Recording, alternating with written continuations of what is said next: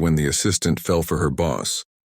The champagne glass shattered against the marble floor of the penthouse office, and Maya's heart shattered right along with it.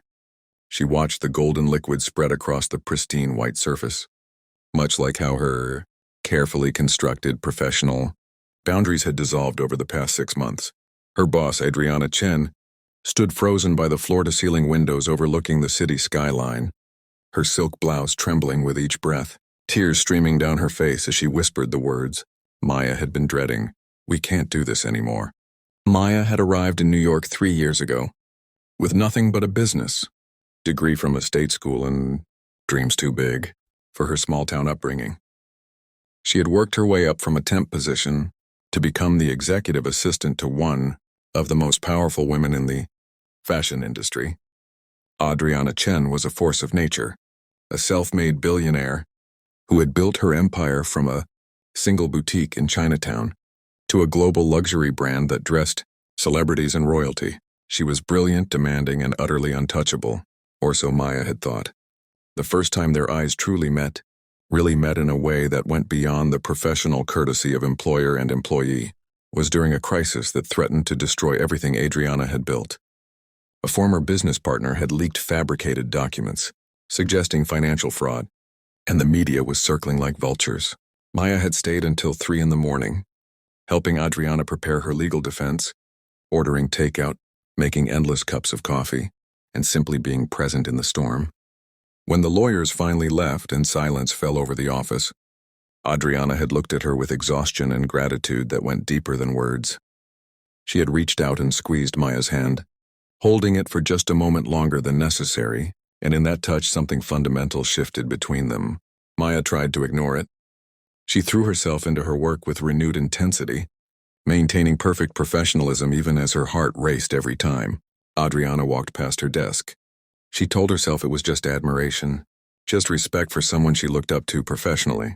But late at night, lying alone in her studio apartment in Queens, she couldn't lie to herself. She had fallen completely, irrevocably in love with a woman who was not only her boss but also engaged to Marcus Whitmore, heir to a real estate fortune and the perfect partner for someone of Adriana's status. The engagement had been announced in the business pages and society columns with all the fanfare befitting New York's elite. Maya had smiled and congratulated Adriana, even helped organize the engagement party that felt like watching her own heart being buried alive. She had stood in the corner of that glittering ballroom, wearing a dress she couldn't afford, watching Adriana smile for the cameras while Marcus's hand rested possessively on her waist. But Maya had also seen what others missed. The way Adriana's smile never quite reached her eyes, the way she stiffened slightly at Marcus's touch, the way she had looked across the room at Maya with an expression that spoke of drowning. The breaking point came on a rainy Thursday evening in October. Everyone else had gone home, but Maya stayed late to finish a presentation for the board meeting. Adriana was in her office, and Maya could see her through the glass walls, staring at her computer screen with an intensity that seemed more like avoidance than concentration. Around 8 o'clock, Maya knocked softly and entered with a cup of green tea, Adriana's favorite for late nights. Adriana looked up, and for the first time since Maya had known her, she saw the powerful woman completely unguarded, vulnerable in a way that made Maya's breath catch. Adriana took the tea with trembling hands and set it down without drinking it. Then, in a voice barely above a whisper, she said something that changed everything.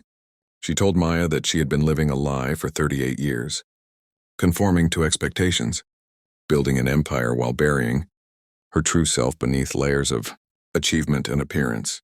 She spoke of the pressure from her traditional family, the business relationships that depended on her image, the investors who expected conventional stability, and then, with tears beginning to form in her dark eyes, she confessed that she hadn't been able to stop thinking about Maya, that every morning she looked forward to seeing her face, that every night she went home to Marcus feeling like she was betraying not him, but herself. Maya's professional resolve crumbled in that moment. She crossed the distance between them and did something that could have ended her career. She took Adriana's face in her hands and kissed her with all the longing she had been suppressing for months. Adriana responded with a passion that spoke of years of denial, Of a lifetime of conforming to others' expectations, they stayed in that office until dawn, talking, crying, holding each other, and finally admitting the truth they had both been running from. For 3 weeks they existed in a secret world. They were careful, painfully careful, maintaining their professional relationship. In public while stealing moments alone whenever possible. Maya would arrive early, and they would have coffee together before anyone else arrived.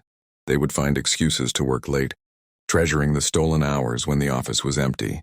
Adriana began making changes, small at first, pushing back her wedding date, citing business pressures.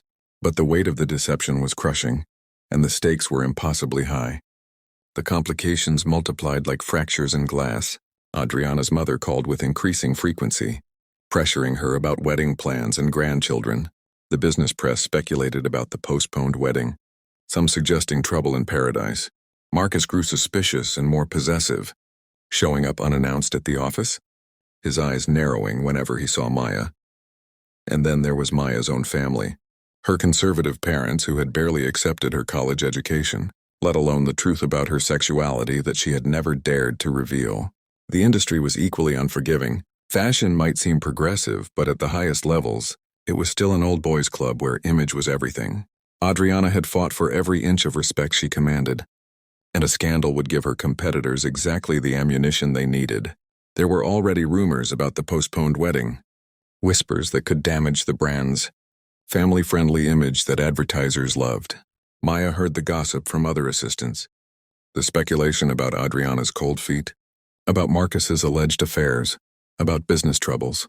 No one suspected the truth, but Maya knew it was only a matter of time. The crisis came from an unexpected direction. Adriana's younger sister, Lily, showed up at the office one evening, walking in on Adriana and Maya in an embrace that could not be explained away.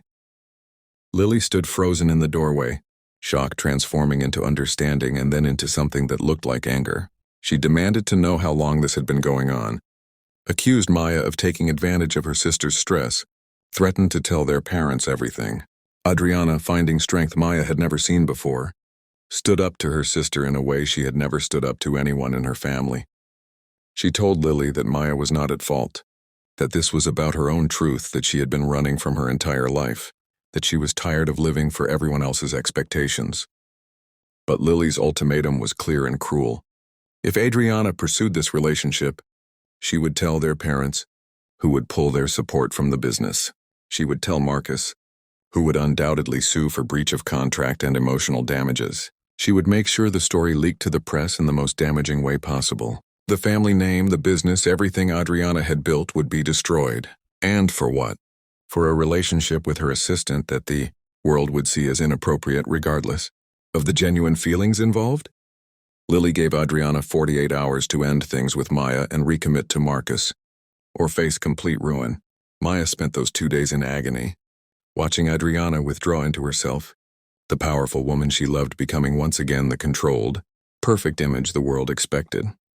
They barely spoke, the professional distance between them now feeling like an ocean. Maya knew what was coming, but knowing didn't make it hurt any less. On the second evening, Adriana asked Maya to stay late, and they stood in that penthouse office where everything had begun. That was when Adriana tried to open the champagne, her hands shaking so badly the bottle slipped, and that was when the glass shattered on the marble floor, and that was when she said they couldn't do this anymore. Maya listened as Adriana explained her decision, her voice breaking with every word. She was going to marry Marcus. She was going to do what her family expected, what the business required, what society demanded. She couldn't ask Maya to wait in the shadows, couldn't offer her anything but stolen moments and secrets. Maya deserved someone who could love her openly, proudly, without shame or hiding. Maya felt her world collapsing, but she also felt something else rising up inside her, something strong and clear. For the first time in their relationship, she was the one who spoke with certainty. She told Adriana that she understood the fear, understood the pressure, but she also knew that living a lie would destroy Adriana more surely than any scandal could.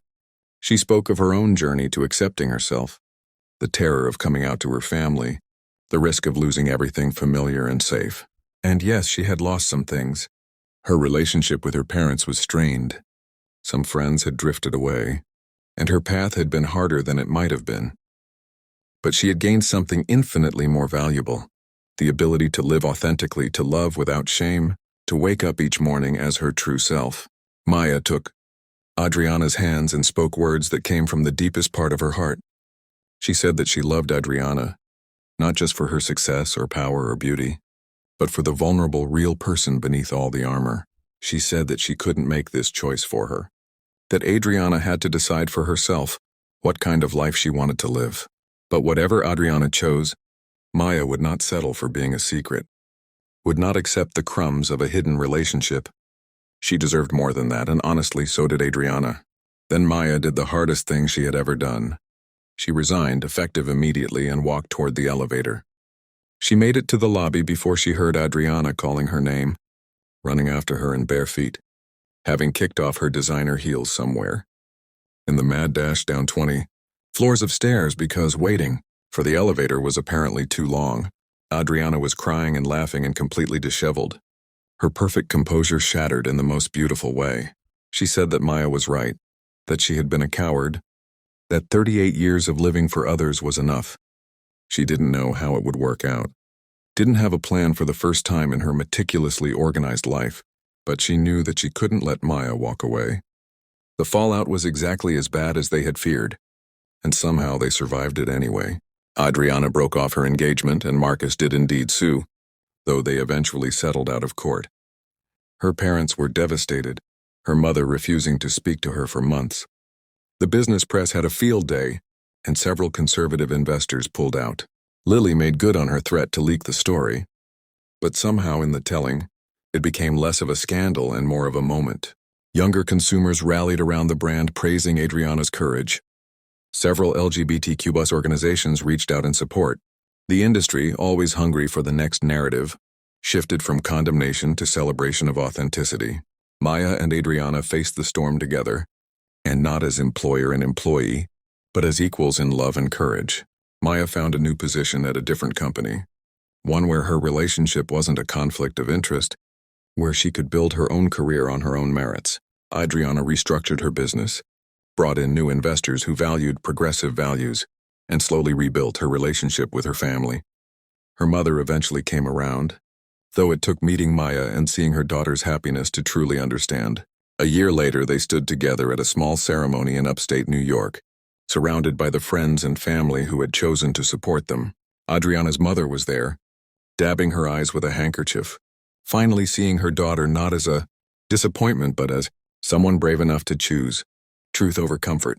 Maya's younger brother had come, representing a fragile bridge to her own family, a sign that love might eventually overcome fear and prejudice. The story of when the assistant fell for her boss became something more than a forbidden romance or a scandal.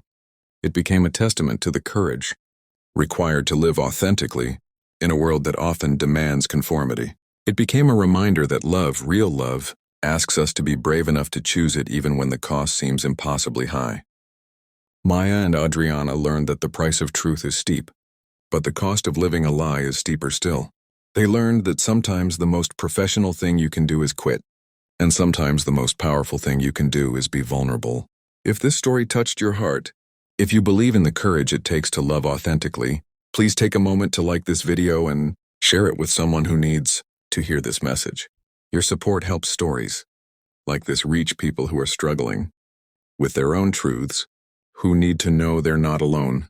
Sometimes, a simple click can be the connection someone needs to find their own courage. As Maya and Adriana built their life together, they discovered that the happy ending they had fought for was really just a beginning. There were still challenges, still moments of doubt, still family gatherings that were awkward, and conversations that were difficult, but they faced everything together. Two women who had risked everything for love and found that the risk was worth it. They proved that forbidden love becomes liberated love when you're brave enough to choose it openly, and that the most beautiful stories are the ones where people choose truth over comfort, courage over fear, and love over everything else.